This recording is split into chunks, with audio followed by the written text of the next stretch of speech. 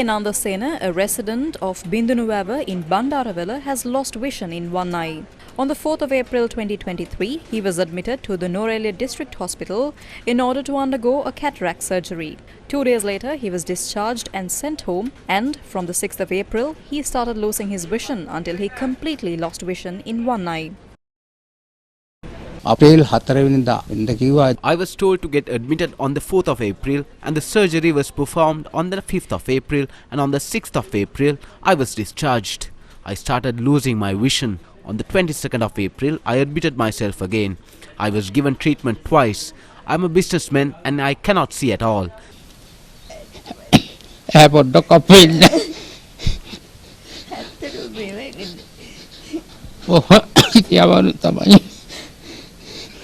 මේ ගැන කිසිම කෙනෙක් රජයවත් බලන්නේ නැහැ. මං උත්තරත් තාලේ 18ක් විතර ඉන්නවා. මේ සෑම දෙනාම ගැන හොයා බලලා කටයුතු කරන්න කියන මමත් දැන් අන්දෙක් කිසිම කෙනෙකුට මේ වගේ දෙයක් නොවෙන්න වැඩ කටයුතු කරන්න කියලා මං ඉල්ලා සිටිනවා. Prednisolone acetate. He was given prednisolone acetate and within days he experienced complications.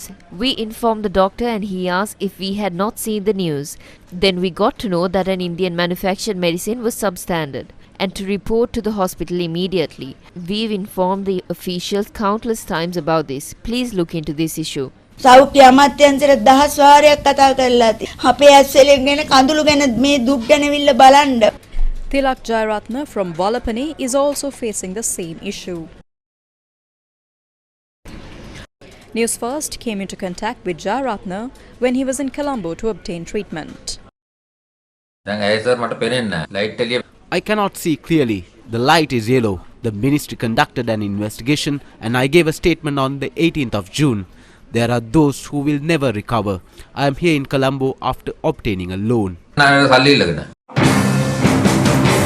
A spokesperson for the Newsfirst District Hospital told Newsfirst that 18 patients who administered the medicine had developed complications. The spokesperson said that these patients are being treated by the Kandy and Colombo General Hospitals and the vision levels differ at the moment. In recent days, Newsfirst reported on the deaths of 2 women who underwent cesarean and hernia surgeries at the Peradeniya Teaching Hospital. It was revealed that they developed complications when they were given the Indian manufactured anesthetic bupivacaine. Sri Lanka's health minister commented on these allegations while in Kandy. The doctors in the respective fields and other in related fields will reveal the situation surrounding these allegations to the people.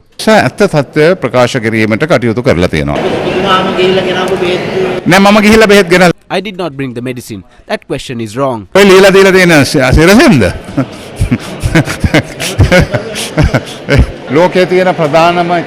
The US FDA is one of the leading medicine regulators in the world. Even when they do tests, there may be shortcomings in 1 or 2 in a batch of 100 or 1000. These are produced by machines, yet the components are created by the human mind. There can be some changes and there is no place free of that. දැන්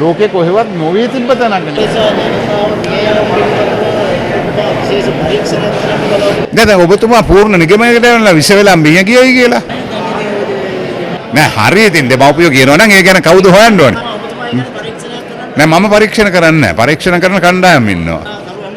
මම අමතුමා හැටියට නියෝග කරලා තියෙනවා. As the minister, I have ordered for an investigation to take place immediately and I have called for a report.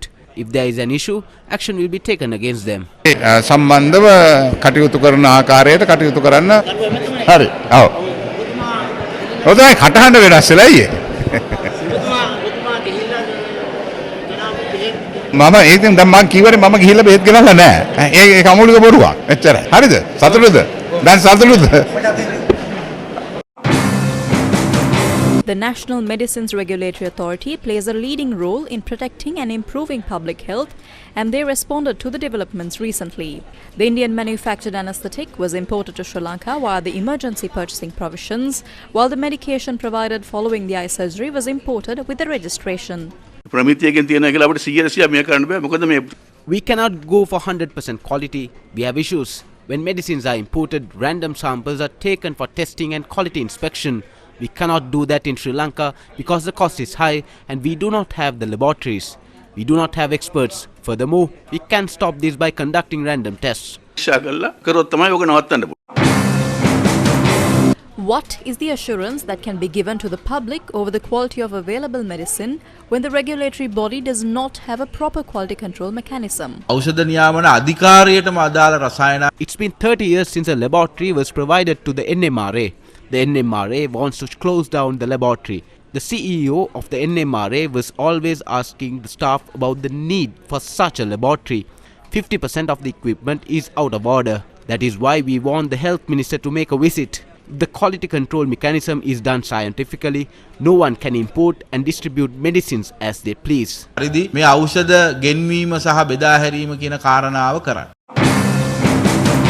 Society of Government Pharmacists also commented on the matter. The pricing committee was disbanded and the former experts say that it was corrupt and that is why they resigned. People like Ananda Vijay Vikrama and Palitabe Khon were removed from these committees. The nominations were also rejected by the board. That is how they have the control over the board. The Professor of Medicine and the Professor of Pharmaceutical are no longer in the entity that is supposed to regulate medicine.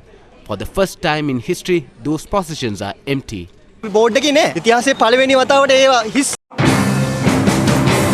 The National Medicines Regulatory Authority plays a leading role in protecting and improving public health by ensuring medicinal products available in the country meet applicable standards of safety, quality and efficacy. However, when the NMRA is facing such a devastating situation, the Health Minister works tirelessly within the Cabinet-appointed subcommittee that was appointed to draft laws on media regulation.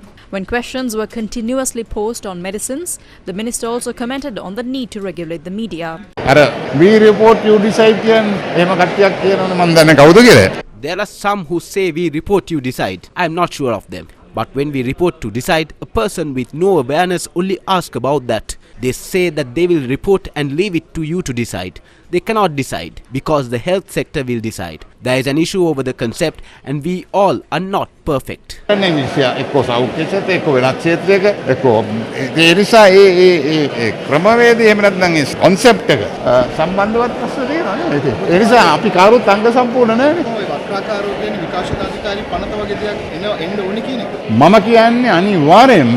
Yes, there needs to be a certain degree of accountability of the truth and the lie. While freedom will add to the burden on the people, attention needs to be given to those areas.